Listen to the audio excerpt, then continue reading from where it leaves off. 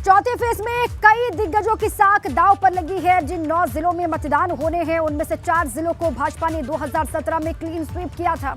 यानी इन जिलों में भाजपा के सभी प्रत्याशियों को अपनी साख बचानी होगी। चौथे चरण में लखनऊ की सरोजनी नगर और कैंट सीट को सबसे हाई प्रोफाइल सीट बताया जा रहा है।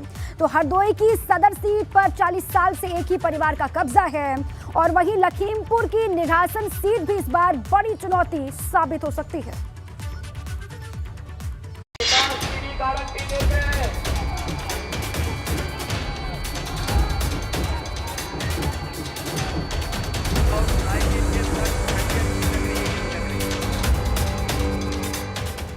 लखनऊ पहुंची यूपी की लड़ाई।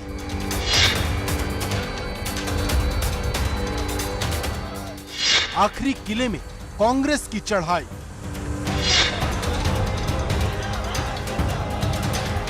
हरदोई का वो किला जहां कभी कमल नहीं खिला।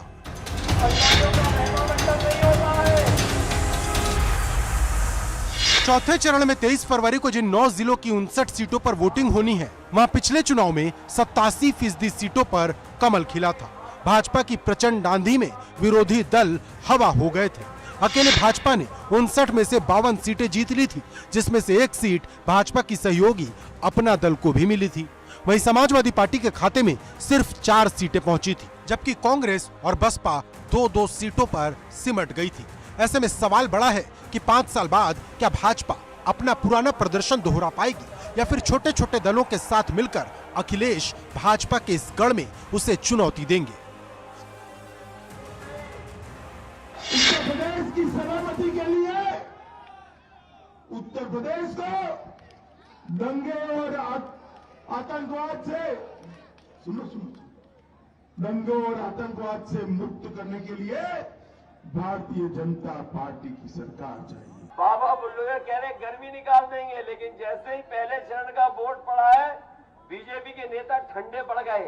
और मैं जानता हूं जब ऊंचा हार के लोग वोट डालेंगे, रायबरेली के लोग वोट डालेंगे, तो भारतीय जनता पार्टी के बूथों पर भूत नाचेंगे, कोई दिखाई नहीं देगा। चौथे चरण की इस जंग में लखनऊ भी शामिल है, जिसका सीधा रास्ता दिल्ली की तरफ जाता है। 2017 में लखनऊ की 9 में से 8 सीट पर भाजपा ने जीत का कमल खिलाया था, लेकिन इस बार लखनऊ की सरोजनी नगर सीट सबसे ज्यादा चर्चा में है, जहां भाजपा ने मंत्री स्वाति सिंह का टिकट काटकर राजेश्वर सिंह को थमा दिया, जिनकी सीधी टक्कर सपा के ही अभिषेक मिश्रा से है। कुछ ऐसा ही हाल लखनऊ की कैंट सीट का है। इस सीट के लिए मुलायम सिंह यादव की छोटी बहू अपर्णा यादव ने दावा ठोका। भाजपा सांसद रीता बहुगुणा जोशी ने अपने बेटे मयंक के लिए दावा ठोका, लेकिन बाद में भाजपा ने योगी सरकार में कानून मंत्री ब्रिजेश पाठक को यहां से उतार दिया, जिनकी लड़ाई सपा के सुरेंद्र गांधी से है। वहीं इन सबके बीच सबकी निगाहें हरदोई पर भी टिकी हैं। इसकी सदर सीट पर आजादी के बाद से कभी कमल नहीं खिला। यहाँ 40 साल से अग्रवाल फैमिली का कब्जा है। 2017 में जब भाजपा की प्रचंड लहर थी, तब भी ये सीट भाजपा नहीं जीत पाई, लेकिन अब ये फैमिली भाजपा में आ गई है। नरेश अग्रवाल के बेटे नितिन अग्रवाल को भाजपा ने हरदोई सदर सीट से मैदान में उतारा है, जिनके सामने सपा ने पासी समुदाय से आने वाले अनिल वर्मा को टिकट दिया है, तो बसपा ने यहां ब्राह्मण कार्ड खेलते हुए शोभित पाठक को उतारा है। कहने को हरदोई में 8 सीटें हैं, लेकिन सबकी नजर हरदोई की सदर सीट पर है। यहां नरेश अग्रवाल का तिलिस्म तोड़ने के लिए सपा और कांग्रेस ने पूरी ताकत झोंक दी है।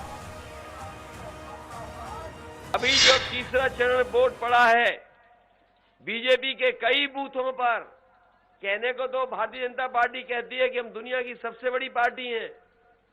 मिस्ड कॉल कर करके इन्होंने कहा कि हम दुनिया की सबसे बड़ी पार्टी हैं, लेकिन आप पता कर लेना तीसरे चरण में कई बूथ ऐसे थे जहां पर एक भी बूथ पे मक्खी मारने वाला भी नहीं मिला भारतीय जनता पार्टी को।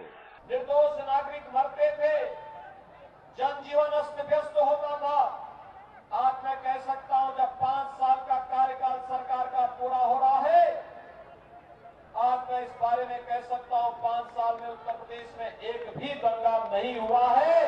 उनकी तो दिहाड़ी 200 रुपए है नहीं, आपकी एक दिहाड़ी में आपकी एक बोतल तेल नहीं आ रही है।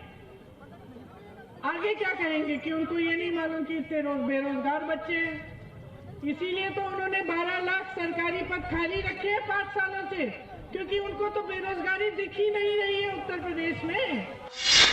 चौथे चरण की इस जंग में कांग्रेस का वो किला भी शामिल है जो 2017 की जंग में तो बच गया, लेकिन क्या 22 की लड़ाई में बचेगा? क्योंकि इस बार रायबरेली में भाजपा ही नहीं, सपा भी एक सीट पर कड़ी चुनौती दे रही। कांग्रेस के लिए मुश्किल ये है कि रायबरेली की जो 2 सीटें कांग्रेस ने पिछले चुनाव में जीती थी, वो दोनों ही विधायक भाजपा में जा चुके हैं।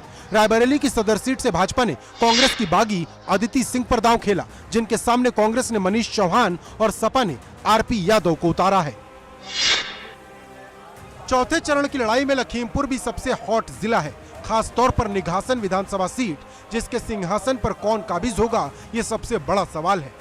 इसके फैसले में तिकुनिया कांड का भी अहम रोल हो सकता है, क्योंकि 3 अक्टूबर की हिंसा के बाद यहाँ बहुत कुछ बदलने का दावा हो रहा है। इस हॉट सीट पर भाजपा की तरफ से शशांक वर्मा फिर से मैदान में हैं, जिनके सामने सपा ने बसपा से आए RS कुशवाहा पर दांव चला है। अब 23 फरवरी को 2 करोड़ 12 लाख से ज्यादा मतदाता अपने वोट से मैदान में उतरे सभी प्रत्याशियों की किस्मत का फैसला करेंगे। मतलब जनता की कसौटी पर कौन पास होगा और कौन फेल, इसका फैसला जनता के वोट से ही होगा। साथ ही ये भी पता चलेगा कि जिन जिलों में चुनाव दर चुनाव किसी एक दल या एक परिवार का कब्जा था, वो 22 की जंग में ठहरते हैं या मजबूती से डटे रहते हैं। Bureau report, ABP Ganga.